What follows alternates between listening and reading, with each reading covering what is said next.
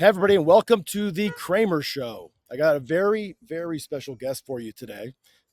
One of my favorite, if not my favorite person that works at Cars Commerce. His name's Grant Georing. Grant has a quite an experience in used cars, selling cars, F&I in Chicago, Illinois, close to where Cars Commerce is. He and I have collaborated a lot, and I would say that he has become the de facto AccuTrade expert.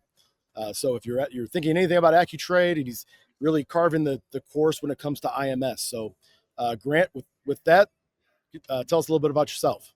Hey Brian, good to talk to you. And I see you're sitting outside of Miami. What is it, about 75 degrees? Yeah, I mean, maybe a little bit cooler than that. All I right. got my Well, jacket in the car. it's 15 and snowing here in Chicago, so I'm jealous. But thanks for having me. Kramer Show has been going awesome, and I'm glad to be able to contribute. But for those that don't know me, I've been at Cars Commerce for a little over 10 years, and prior to that, spent almost 15 years in retail. So I've done everything from wash them to sell them and finance them, and everything in between. And excited to dig into the topics today.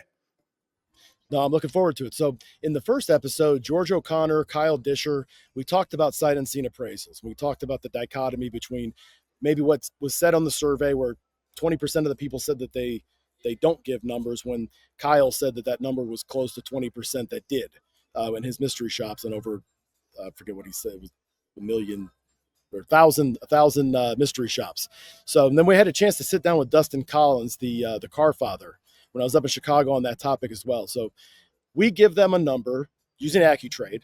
I just ran into this down here in Miami with a few dealers I visited today. So this is always the hot topic. So once a client gets on a dealership's website, say they get on a Dealer Inspire website, they want to get a number for their trade, they get the number, exact number, range, whatever it is.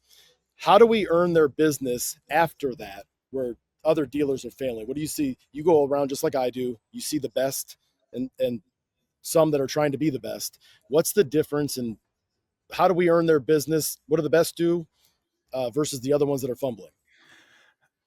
You know, that's such a powerful question, and I think that there's multiple answers to that, but really it comes down to trust. Trust is the experience, right? And let's peel this back for a minute.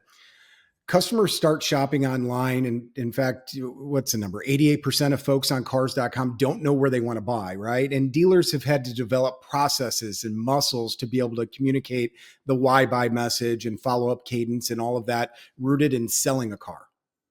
But what you're asking about is, hey, you gave them an instant offer and now what? And I think that in my travels, very few dealers have really invested the amount of time into the why sell to me messaging like they have the why buy messaging. And that's a mix of CRM workflow. It's a mix of employee training. They think that, hey, you just gave a number automatically and the customer is going to come down to the showroom waving their title.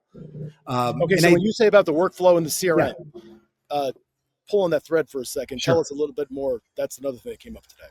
Well, just last week, I was in a store earlier in the week before Thanksgiving, and the same folks that were handling the sales inbound leads were also handling the inbound appraisal leads, or the sight unseen appraisal leads. And what I observed, I don't want to say it was shocking, but it's a little alarming. They would say, hey, now that you've gotten a number on your car, when would you like to come in to test drive? Right? They immediately they didn't validate the trade and, hey, we're going to go through and because I find the same thing, or I find that they give a number, but they don't have confidence in the number for multiple reasons. And they kind of are apprehensive about what is going to happen once they come in, and they don't make the expectations clear. They just throw out an arbitrary range that maybe hasn't been, it's not as accurate, or they haven't, adjusted it or whatever. The customer shows up and now they get really upset because now they're going to go look at the car and they go, I thought you already told me what the number was, but they didn't tell them, hey, when you arrive, here's the steps and here's what it looks like. Well, and adding to that, if 3 out of 4 customers have a car to dispose of, why are dealers acquiring sub 40% trades, right? Why is that? It's because we're avoiding the confrontation, we're avoiding the appraisal. I mean, and these are all things that have been talked about at length, but I think if there's one thing that dealers could do today to capture more of those sight unseen and more of those, trade leads, is simply follow the customer. They So what want does the the follow-up number. process look like in the first 72 hours, let's say? So it starts with giving them a number, right? Give them a real number. And then when you reach out to them, offer them convenience. Obviously, they can't sell a car without an inspection. Can I come to you? Would you like to come to me? Every other dealer is going to try to sell them something. Instead, we're trying to give them money. So make it as easy as possible for them to take your money. I So think where do you that's see step one. dealers losing it after they give? So let's say they do give a competitive number, and many of them do, right? Our number, well, the data says that our numbers are the most competitive. So let's say they give an AccuTrade number. Where do you see the opportunity and where people are losing it after that happens? They just move on to the next one. A lot of it is process and pay plans, right? People are paid to sell cars, not buy cars. So we can fix that. I mean, you can develop a pay plan around acquisition that would drive behavior, right? Pay plans drive behavior. But I think the biggest thing is just whiteboarding it out. What is the client looking to achieve? Does our process match what the client is looking to achieve? And how do we optimize it to make it simple, fast, and easy to do business with us? And if I you was just haven't talking, done that, you're just shooting in the dark. yeah, you're working harder than you need to. We see it all the time. I Yep. was just talking to a dealer that made an adjustment, and not like you and I are in the game of writing pay plans or telling dealers how to spend their money anymore. But I will say what I've seen work, and I've seen it work very quickly, is just with a really sharp dealer up in the Northeast that at 50% trade capture, not look to book, they pay their salespeople a spiff. So now everybody's tuned into the frequency. At 55%, it's another percentage bump on their commission structure. And then at 60% trade capture, it's another commission bump. And immediately in 60 days, they went from 45% and they've been at 60% as a store and haven't looked back. You know, we spent a lot of time talking about those pieces with stores, but I think every dealer, especially going into 2026, needs to go back to the genesis of it and identify what's most important. And that is acquiring cars directly from consumers. Like, establish this is what we're going to do. Here's why it matters. And then build, obviously, the process and the pay plans. You can't start at the end with how do I pay my people to do something until you've articulated clearly what the mission is, who's going to be held accountable. These are the things that we're going to measure, and then obviously move into the pay. So let's talk about automation, marketing, maybe not working as hard as dealers have to, because I think that a lot of dealers work harder than necessary because they don't know the things that I didn't know prior to coming to Right. cars.com. I didn't understand the impact of reviews. I didn't understand the retargeting elements that go into and everything else you can do from a marketing standpoint to make it so you're running downhill more. But we all know that fresh reviews matter. Shoppers want to know about last week's experience because that's what they're comparing everything to, not reviews on Yelp that are 2 years old, dealer rater reviews or dealer rater profiles that haven't been updated. So can you talk to that and what that can do to, like, premium listings, generating more reviews and that sort of thing?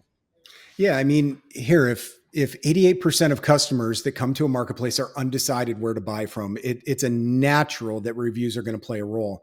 Um, I'm redoing my home office, and I was searching for a monitor during Black Friday, right? Taking advantage of the sales, and I had to ask it, what is the best productivity monitor? And then it pulled up what the monitors were, and then told me where to buy, gave me the reviews, and this was all done through Chat GPT, and it got me thinking that I asked my brother, how did you shop for a car for your 16-year-old? And he said, what are the best cars for a 16-year-old? Where should I buy them? Who should I buy them from? And, I think through what we're doing on the marketplace side with Claude, that's exactly why we built that. It's just this natural progression to how do we deliver the fastest answer, and reviews are a large part of it. So let's talk about that for a second. If you have reviews that talk about how easy it is to sell you a car, that's going to index not only in the marketplaces, but also in Google, also in ChatGPT. And customers are going to be able to say, where should I sell my car in, Naples, Florida? Where should I sell my car in Chicago? And that review is going to pop up. And if they can see that it was done in the last week, in the last month, now it tells them that this wasn't 2-3 years ago. This is a place that I want to do business with. Follow that up with, they inquire through your website, they get a number, and then you offer them the convenience of being able to come to their home or them coming to you, that becomes an ecosystem or a process that just drives consumer centric behavior and obviously is going to lead you to getting better results. Well, to But it's shift all the part of your focus away to reputation. that instead of to money all the time and just price, best. I don't think it's about that anymore. I mean, Carson shows that people are shopping. They're using Carson to get to the answer. People who find what they're looking for are going to transact, and price no longer becomes the common denominator. So In you absence of watch dealers, value, yes. Then the value exceeds the price. Obviously, that's when the that's it. transaction. And if it's simple, fast, and easy, you're not going to shop it as much. So you see dealers struggle all the time with converting after the appraisal goes out, and I Oh, yeah. talk to dealers on a daily basis. So do you, multiple times a day, that are freaked out. They're like, I don't want to send a sight unseen appraisal because I'm not confident on what's going to happen afterwards. What if they shop me? What if they do this? It's the biggest fear. Even though the study we showed that the more cars and the more numbers you send out, the less they shop. But how does automation, the dealers you see that do the best job, how do you see them leverage on automation to help stay more disciplined in their follow up? Well, think about the competition in sourcing vehicles. You've got the CarMaxes and the Carvanas of the world. You've got the major publics that have invested tons of infrastructure and training in this.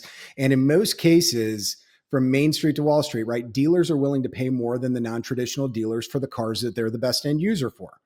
Where they have opportunity to get better is in that follow-up process. So if I'm building something into my CRM, if I receive an inquiry or give a number to a customer, that doesn't mean that they're looking to do business right now. It means that that's the portion of the transaction that they're looking to explore.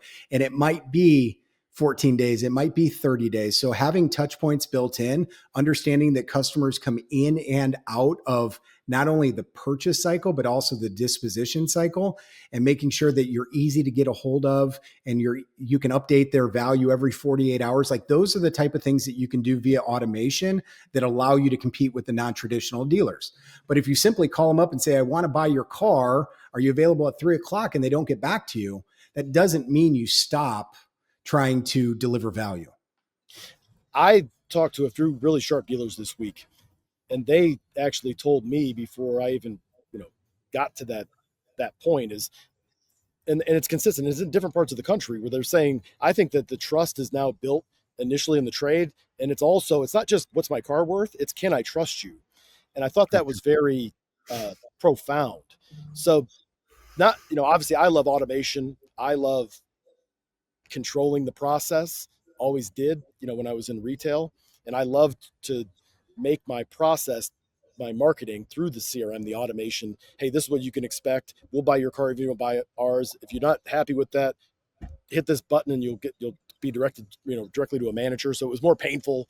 So I was using the automation to control the process, but there's a balance between, and I used to always play the line between automation and the human touch, and not getting too automated, too robotic.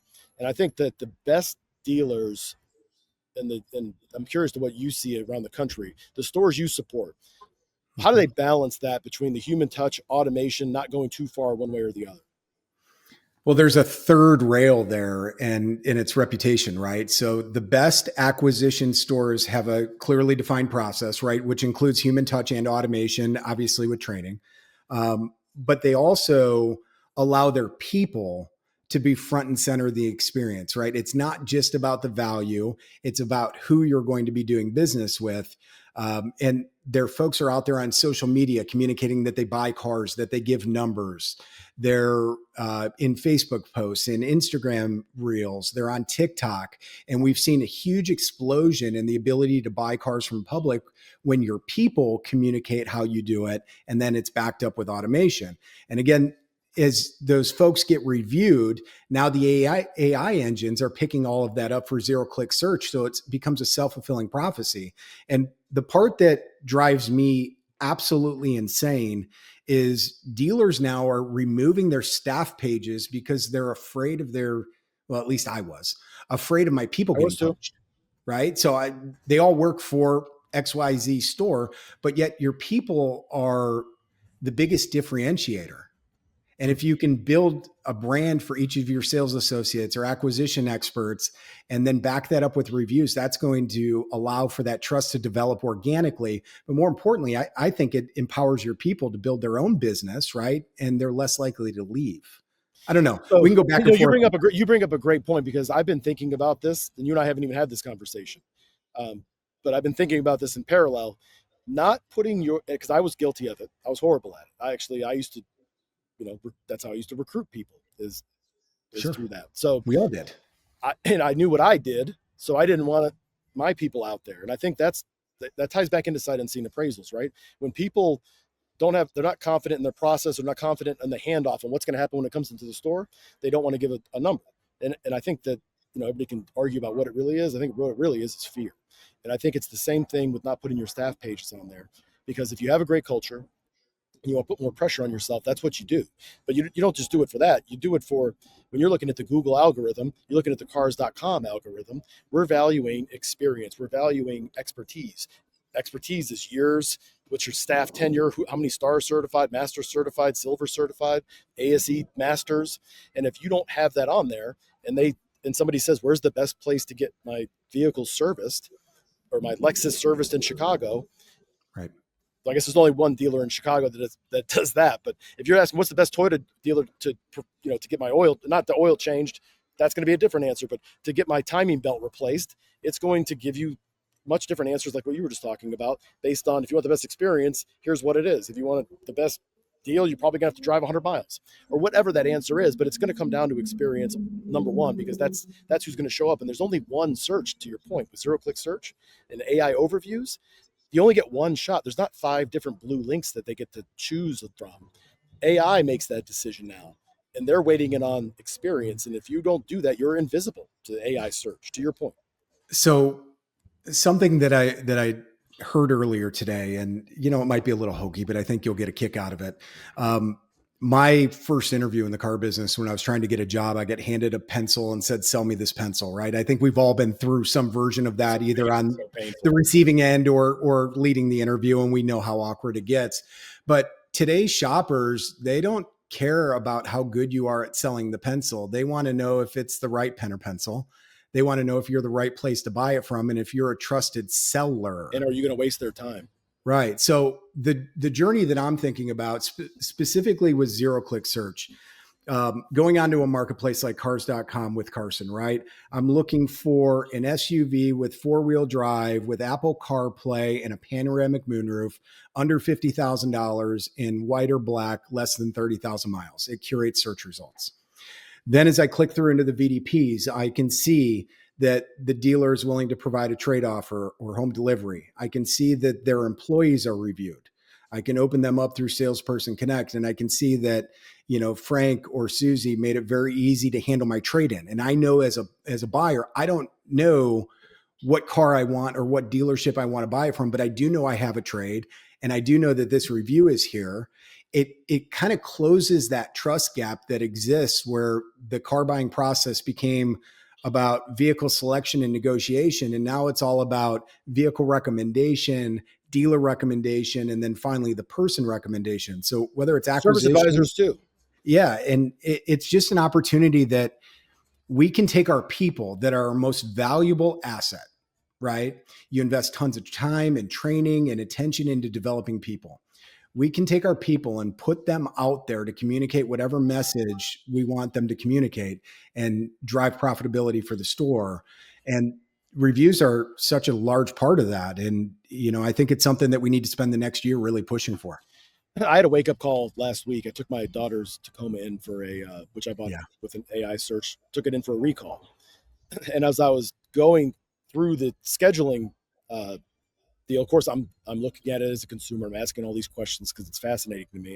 And I'm trying to figure out what makes it tick. And I'm not just saying this because you and I work at cars.com, but everything that comes up is showing cars.com, dealer raters, citations, our editorial content, everything like that. But it told me I should, I said, well, I need to get this recall done. I was also trying to figure out, and it pulled all this stuff from Reddit. Hey, this is a 76% chance that it's this. This is what everybody on Reddit is saying is the issue with, the first 6 months of this Tacoma, some minor recall. And I said, okay, well, I want you to schedule service. I wanted to see how far ChatGPT would go. And it said, yeah, no problem. I can do that for you because agent mode. And then it said, you should deal with Mike. And I'm sitting there thinking, I don't even know who Mike is. I work there, but I've been gone for 4 years now. And I was thinking 3 or 4 other people. And it said, yeah, based on other people, Mike is who everybody's saying that you should deal with. I said, okay, schedule it with Mike. Now, didn't know him. I knew other people there, but I just wanted to see what happened. And it's fascinating to me because he's got dealer rater profiles set up. A lot of Right. people don't have those profiles set up. There's another guy there sells cars named Dimitri Haynes. But I went to Mhm. Mike just because of that. Dimitri Haynes, phenomenal salesperson, one of their top salespeople, has been every year. Every year he takes a picture. Every car he sells, 300 a year, he's getting a picture. Everybody's like, "Oh my, what are you doing, Dimitri? All these pictures and wasting all this time. Can't you, don't you want to just sell cars?" Well, Dimitri now has more business than he knows what to do with because AI search has optimized him that he has just strangers multiple times a week calling up, "Hey, I want to buy a car from you." They've narrowed the funnel down to, should I buy a Toyota or something else? Now, what dealership do I want to buy it from? And he said, then they go through at the next bottom of the funnel, which salesperson do I want to deal with at that dealership, which is fascinating to me. I thought it was and Dealer Rater is how they're doing it. Dealer Rater, Reddit, and other unconventional places, Twitter, not necessarily Google and Facebook anymore. So, what do you think the first place is the customers check after receiving a trade number when they're looking at reviews? What's that look like from what you've seen? Well, before we get to that, Brian, I want to pull on what you just said. And I was guilty of this. When you're in the fishbowl 50, 60, 70 hours a week, right? We know what happens in our own world inside the dealership. But for every dealer listening at home, uh, go online, open up one of the AI agents or do it right through Google and just say, where is the best place to buy a new or a used, whatever, insert car in my city? Who is the best person to buy it from? And see the type of data that's being returned. So it'll reference maybe some editorial content that the dealers have published on their website. It will reference Reddit. It will reference DealerRater. Like, get out of the car dealer brain and think like a customer and ask these AI engines questions about your market, your region, your brand, and your people, and it'll be eye opening. Then, now to your point on the trade, ask it where the best place to sell a car is. Oh yeah, that's And a if your store is that's a good not one. popping up in that, then there's an opportunity to really like build a process. Like, you have to create a brand because every dealer's got a banner out front with two metal stakes that says "We buy cars." Right? Like, that's not new. But the new way is customer that doesn't know where to sell it is asking ChatGPT, where should I sell my car? Who should I sell it to? How much should I sell it for? Have you built out your website so you have a banner at the top? Is it clear or is it hidden on your website? Are you Does the customer have to work to be able to Right. get the number, or are receptionists and service advisors appraising their own cars in your dealership because it's easy, or do they go to a competitor to get a value for their trade because it's too much friction at the desk? You bring up a phenomenal point there. We did a study recently, and there's a 250% increase, 2.5 times more likely that the buyers were, depending on if you had individual team reviews like that. That was reinforcing what you're talking about. And I see a lot of the time there's claims that are made on the website, and then reality is something different. And that didn't used to be as big of a deal, but now with AI, it's picking that up. If you say you do 60-minute oil changes and it takes 2 hours, it knows it and it calls you out on it to the customer. Well, the other part of it is with the reviews, not only capturing the reviews that articulate the story, but also replying to them, quickly and referencing what the guest said, right? If they're talking about a review of how easy it is to sell you a car, well, then talk about that in your response. Like, make sure that it's dual sided because these AI bots are picking that up too. And I would put that on all of your third parties. Obviously, cars.com, Sure. definitely on websites like Dealer Inspire, but I would make sure that you've got review placement across the VDPs, the home pages, just like We Buy Cars. And reviews, let's just call it what it is. There was a point in time, 10 years ago where there was some manipulation. Hey, here's the link. And there's still a lot of juice. And it's hard, obviously you want to get as many reviews and as much volume as you possibly can and get as many people to fill those out. But you can't just manipulate one review source anymore. You really have to be intentional with it because AI is searching so many things. You can't game the system anymore. So you need to control it so that people are really talking about the experience across every platform, and you're just as serious about reviews as you are about we'll buy your car. Well, and the next layer with AI is not just the reviews about the experience, but it's also being able to tell the AI exactly what you do and the benefits that you provide, like being a resource. So on your website, having a banner that says "We buy cars," Google can't see that banner. It's just an image, right? Like you actually have to have text in there. Here's what happens if you're with a preferred lender. We can get you a check same day. If you have a payoff from an outside lender, it might be whatever, 14 business days. You have to articulate what the process is so that not only do customers know what happens next, but also the AI engines, because that's another big part of this. And I think that at the end of the day, if we want to continue to compete with the non-traditional dealers, we have to win with experience, right? We have to win with speed. We have to win with process, and we have to leverage the one thing that they don't have, which is our people and our connection to the community. That's a big thing that dealers can leverage to win their unfair share. They just have to communicate it. So you just said it. Every dealer has a "We'll Buy Car" banner in front of their Sure. dealership, and a lot of people, that's the strategy, right? When I'm like, hey, what? I mean, I hear you on calls all the time. So walk me through your current process. Well, we've got a banner out front, and then we've got some signs in the service drive. Everybody knows we buy cars. We've got a dry erase board in the service drive so they can see what models we want. And like, how many cars? I mean, you know where we go with that. How many cars you buying? Well, it's hard to quantify, and that's not a process, right? A process is being intentional about it. But I think it's fair to say that everybody can just spit out a number. Everybody's got a widget on their website Sure. of some sort. After they receive they've got a number. How should dealers prepare for the reality of the first places that the consumer's going to check and they're going to visit after they get that trade number? Because it's becoming at the top of the customer journey, whereas it used to be the last.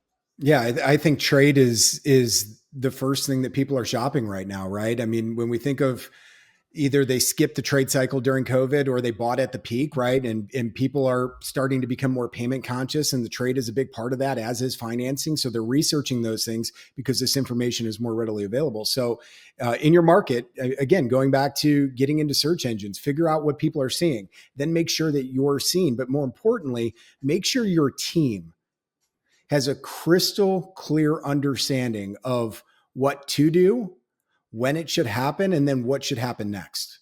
And I think that, communicating Online. we buy cars, yeah, it doesn't matter if it's online, if it's in the showroom, if it's in the service drive, there needs to be crystal clear clarity on what tactics and what the process is and why it's important.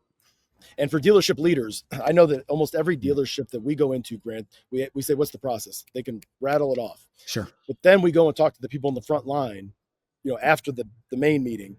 And we say, hey, walk me through what it is. Well, it depends on which manager's working. And, if it's this manager, they like it this way. This other one likes it this way. It's got to be, even if it's the wrong process, I think it's got to be consistent every single time, whatever it is. But on that note, you can have salespeople that are skeptical because the process is inconsistent. What do you see from a review standpoint on the best dealers? How do they turn that into a superpower to turn skeptical trade-in prospects into like real appointments that show? Well, I mean, once you get a couple of reviews, they start to snowball. Then people are coming to you to get that same experience, right? And if trade acquisition is the nuclear arms race right now, right? I mean, that's the rare Yes. earth metal. We need the cars. So when you solicit those people to leave reviews and write their story, that's going to encourage the next customer. More importantly, when somebody sends an inbound inquiry to sell their car, you can fire back those reviews and say, hey, if you're curious how we handle this is what Mrs. Smith said, Mr. Jones said, and start leveraging that to drive more engagement. Because let's be honest, if they go to Kramer Motors and they get a trade number, they're also coming to Georing Motors and Freddie Motors. They can do all of this in a couple of clicks. Experience is what's going to win. The reviews are what's going to validate the experience. So what's the difference between a dealership, because we see both, that hides its reputation and it hides its Yep. reviews versus one that activates it across the whole customer journey?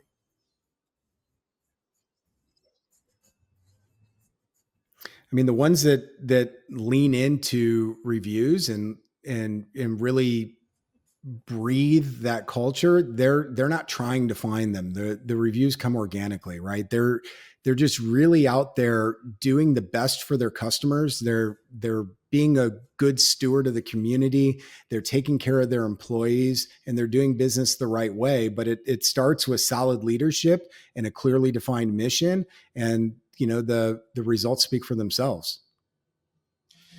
So we're getting towards the end of the year. Every year we come out with the the Cars.com Dealer of the Year awards. It's Yeah. interesting because 90% of the Dealer of the Year award winners, they respond to reviews. Um, I actually learned something recently that I didn't know in the 30 years I was in retail, that certain review companies, Yelp, for instance, reward you based on how quickly you respond to those reviews. And there's actually a decay rate. If you don't respond in the first 2 hours and you don't respond as a manager, you just have, I'm such and such virtual assistant or whatever. Having a manager can, on a BBB response or a Yelp response, can actually amplify it. It's actually better if you make a mistake and respond to it versus not responding at all or responding 2 days later. Um, and then 89% of the consumers say they're more likely to choose a store that replies because they feel like they're going to get taken care of after the sale.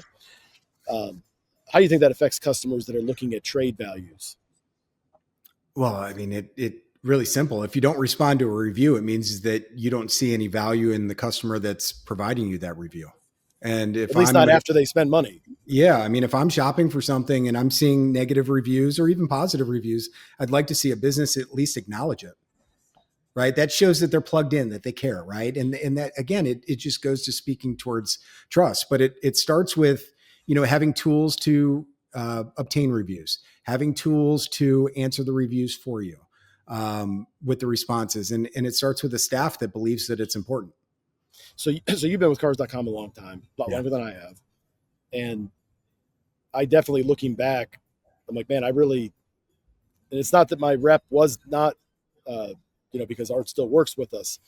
It was one of these things where I'm so busy sawing, he would come in and I'm like, just give, I don't want to hear the labor, just give me the baby. And I think a Right. lot of GMs do that, where they don't sit back for a second to really understand. I wish I would have listened more then to what he was talking about or how I could amplify my business on cars.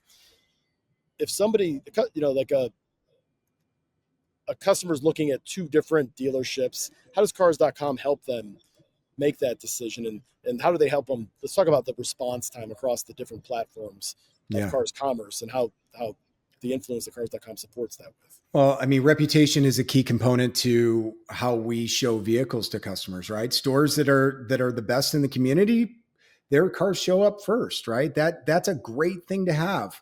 The other part is highlighting your staff with Salesperson Connect. I mean, there's infinite number of ways that we put the dealer in front of the customer, and if you're good, you're going to reap the benefits of it. But I think that the big thing here is customers are going to do all the creative work for you.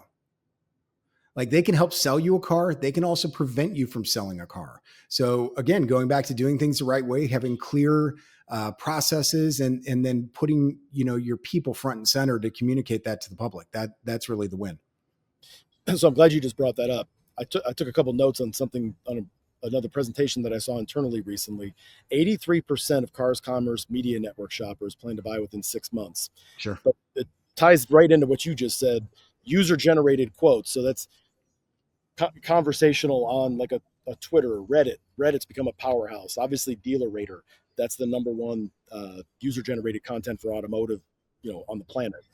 Uh, and then obviously Yelp, Google, Facebook. But it's not just the reviews, it's also the communication that's happening in between the people that are responding to those reviews that aren't even, or people liking those reviews. So how do you think user generated quotes outperform, because our data says that it outperforms traditional ad creative? How do you see that impacting that as a more powerful, and what do you see as the best dealers? How are they leveraging this? The top performing dealers that you see, what's the difference between the best dealers and not the best dealers that are harnessing this? So I mean, we've talked about this with trade process and some of the other things, right? Like Kramer Motors. Okay, you communicate exactly what your process is and the services that you offer and the promises that you adhere to. The customer that reviews you then speaks directly to, did you follow through with what you're going to say you did? When you can combine the two of those, now you can supercharge your marketing. So it's kind of like a, don't take my word for it. Here's 1,400 people that have had a similar experience, and it just adds validity to it. As we end, near the end of the year and we plan for next year, I think, reviews is definitely something people need to take stock in, from owner and GM all the way down to the marketing folks. Like, go in and search your market, search your stores, word cloud what people are saying, make sure that matches your processes, make sure that the objectives that you have are cleanly communicated so that you can get more value out of your media spend, and then just win the day with the customer. So let me ask you this question, because this is a passion or a hot topic of mine. It's not being too corporate, too robotic. Sure. What do you see the top operators do to make their reputation feel human, to where it's not just a script, or you can just see, that's obviously AI with double Yeah. hyphens and things like that, and not like Too many emojis. billboard. Yeah. I think they're people. Well, the top operators, the top stores with reviews, those are the folks that they hire better, they train better, they employ people that want to build their own business. They put their people front and center. They give them YouTube channels. They give them social media, and they let their people run wild in communicating the value props and what a great place it is to work and do business and all of that. Those operators obviously have trust, right? They're transparent in how they go to market, but those are coincidentally the ones that capture the most review traffic. They're Right. also the ones that have the highest lead conversion. So I don't think that there's any like Salespeople that one love telling thing. that story. Yeah, it's not one thing that you can do. It's a culture piece, and there's all the corporate stuff of saying, well, you got to have this score, and people are running to these KPIs to drive a search result behavior. But I think that with AI, your people matter, your reviews matter, how you address them matters, your process communication matters. Like, let's just look at it and say, okay, here's what we do. Does the public know it? Yes, no. If they do know it, do our reviews back it up? Yes, no. And then build an action plan in the first quarter of the year to make sure that you're cleanly communicating. How do you handle accelerated service? How do you handle mobile service if you do, right? Reviews are going to be a big part about mobile service being successful. And How if do you you don't do handle, those things, don't put it on your website. It's almost worse if you right? say you do something and then you don't. And Well, and how do you handle trade appraisals? How do you handle buying cars off lease? I mean, taking it back to your former life, just communicating how you handle a bereavement acquisition.